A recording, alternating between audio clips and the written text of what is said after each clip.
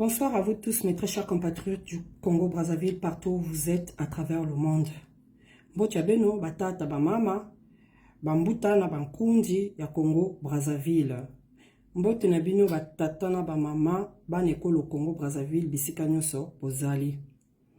Donc, na poko na lelo na yiko solola na bino, bana ya Congo. Vous allez me permettre de temps en temps de regarder sur mes notes parce que j'ai des choses vraiment à dire pour ne rien louper. Nous sommes dans un moment mondial de fête de fin d'année et j'aimerais avant tout rendre gloire, honneur, puissance à notre Dieu, créateur du ciel et de la terre, celui qui permet que nous soyons encore debout à ce jour, celui-là qui a donné à chaque peuple de la terre son héritage, donc sa terre. Pour nous, c'est le Congo, pour lequel tous les fils et filles de ce pays ont ce devoir-là de la défendre et de la protéger, cette terre du Congo. En 2021, nous avons remporté des victoires dans cette lutte. Nos voix commencent à se faire entendre et notre peuple s'éveille petit à petit. Je vois que nous tous avons pris conscience de la situation que traverse notre pays, le Congo, et la sous-région d'Afrique centrale, ainsi que notre continent Mama Africa, toujours aussi convoité par les Occidentaux. Car les enjeux de l'heure sont colossaux au niveau national et international. C'est pourquoi qu'il est plus que jamais urgent que nous prenions en main la libération de notre pays. N'attendons pas un Messie qui le fera à notre place en cette période de Noël, qui n'est qu'une question spirituelle. Je viens rendre hommage à tous les héros du Congo qui ont voulu à leur époque que notre pays, le Congo, se construise sur de bonnes bases. Je viens rendre hommage à André Machua. Je rends hommage à Jean-Félix Tikaya, à Jacques Opango, à Youlou, à Massamba Deba, au président Poigné, à Marien Gouabi. Je rends hommage à Ange Diawara, à Kikadidi, à Katali, à Kimbwalankaya.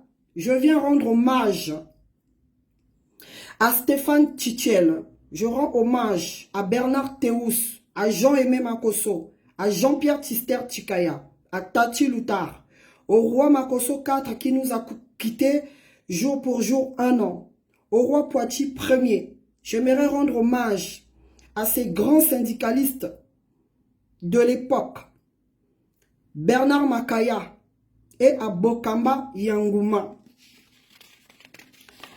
J'aimerais aussi rendre hommage à tous ceux qui ont versé leur sang, ils sont nombreux, en étant actifs ou passifs pour le Congo. J'ai une pensée pour toutes ces âmes, des personnes mortes dans les forêts qui n'ont jamais eu de tombe à ce jour où les familles peuvent aller se recueillir et déposer même une gerbe de fleurs. Une pensée pour toutes ces personnes bombardées par des coalitions étrangères pour la prise du pouvoir de Monsieur le Serpent à la tête de notre pays. J'ai une pensée aussi profonde pour toutes les veuves qui se nourrissent de vent puisqu'il n'y a même pas d'eau au Congo. Je pense à la population de la région du Kwilu, les Miens, ce poumon économique du Congo. Cette population du Kwilu, victime de la pollution causée par l'exploitation du pétrole, alors que le peuple de cette région ne bénéficie même pas d'une miette de pain de la richesse extraite de son sous-sol devant, face à une pratique de banditisme économique du serpent et de son système.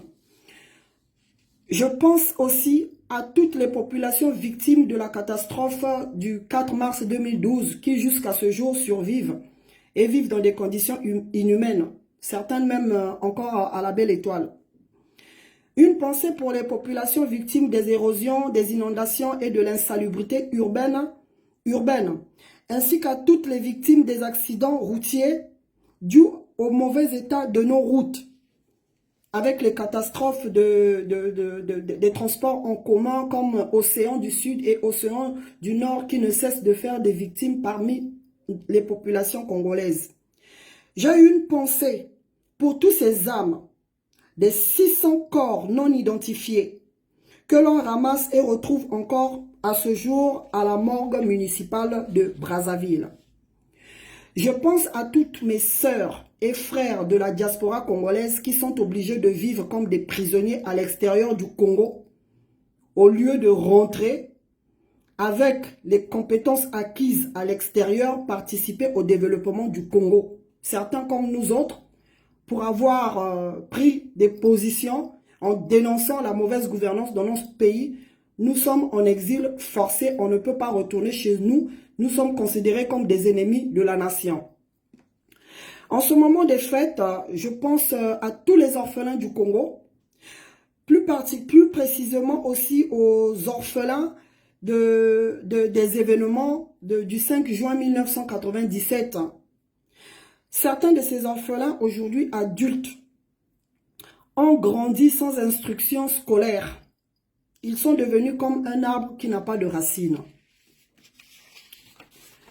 Pendant que les gouvernements responsables de tous les pays ont fait un geste au niveau social à toutes les populations, à toutes les familles démunies ou bien aux revenus très modestes, hein?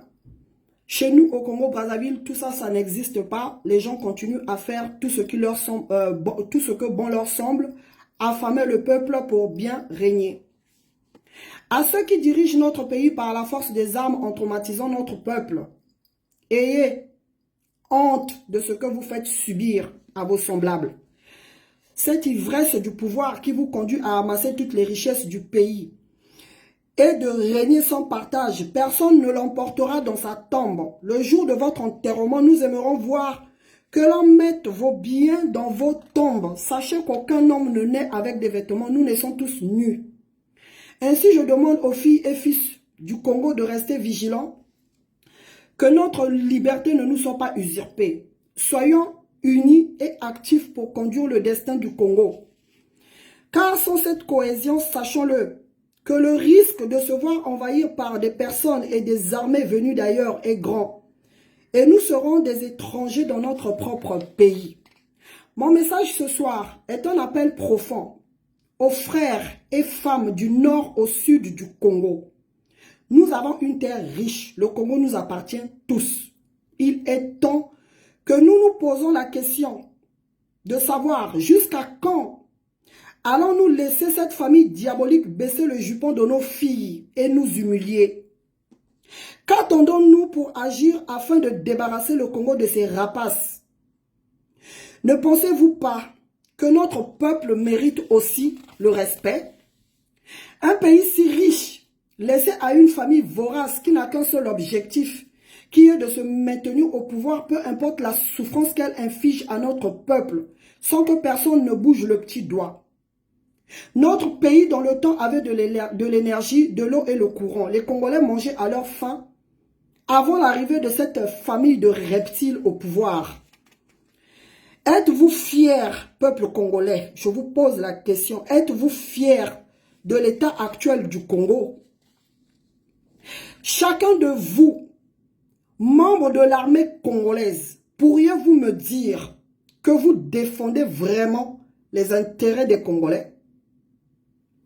Je laisse à chacun le soin de venir sous ma vidéo, sur la page Ngolou d'Afrique, sous cette vidéo, et de venir me répondre en toute sincérité, sans tribalisme. Mes très chers compatriotes, Dieu et nos ancêtres sont témoins. Le ciel d'ici où nous sommes, avons connaissance que l'heure arrive, où les ténèbres vont recouvrir la terre. Chaque nation est en lutte pour sa propre survie. Le Congo ne sera pas épargné si vous, les militaires, continuez à assister que le serpent détruise le reste des fondements du Congo. Où sont nos braves militaires? Où sont nos combattants, nos hommes? Mes sœurs, mes pères congolais, vous qui êtes censés veiller sur le Congo, protégez vos femmes, vos mamans et vos enfants. Vous que le destin a choisi pour protéger la terre de nos ancêtres, que le Très-Haut vous accorde force et courage d'aller jusqu'au bout de cette lutte. Pas de trahison. votre pied, mon pied. Parce que le peuple congolais nous regarde et nous attend. Nous suffoquons à cause de la méchanceté de ce serpent. Nous sommes témoins par l'expérience de l'armée céleste que votre rôle n'est pas de maltraiter le peuple congolais, mais d'avoir la force pour le défendre. De le défendre. Pour mettre fin au règne de cet usurpateur. Aucun petit serpent ne succédera à son père. Donc, mes très chers compatriotes, je suis patiente comme toutes les femmes du Congo. J'attends que le plus brave d'entre vous sorte des rangs et défende notre cause. Car l'espoir d'un jour nouveau est à ce prix. Nous, femmes et enfants du Congo, méritons plus que ça. Le destin du Congo a été durci par l'épreuve. De quoi pouvez-vous encore avoir peur? Il n'est pas trop tard de faire barrage à ceux qui nous oppriment. La force appartient toujours au peuple et à son armée lorsque celle-ci est consciente de son destin commun à nous tous. C'est à vous de prendre enfin le courage. Rien ne vaut un peuple libre. Vous n'avez pas le droit de décevoir nos attentes. Nous sommes épuisés par des années de désespoir. Donc, mobilisons-nous, peuple congolais. Soyons vigilants. Pour ces fêtes-là, ne tombez pas dans la distraction. Mes très chers compatriotes, restez à la maison. Que personne ne traîne dans les rues. Les mamans, demandez aux enfants de rester dans les maisons et fêter dans les maisons. Dans l'état actuel de notre pays, je ne vois même pas où allez-vous trouver ce plaisir-là d'aller courir dans les rues. Notre pays va mal et l'heure est plus que jamais grave. En tout cas, malgré tout, je vous souhaite de passer de bonnes fêtes de fin d'année et que Dieu nous donne la force de nous battre jusqu'au bout, jusqu'à couper la tête du serpent et tous ses œufs et mettre ce serpent hors d'état de nuire.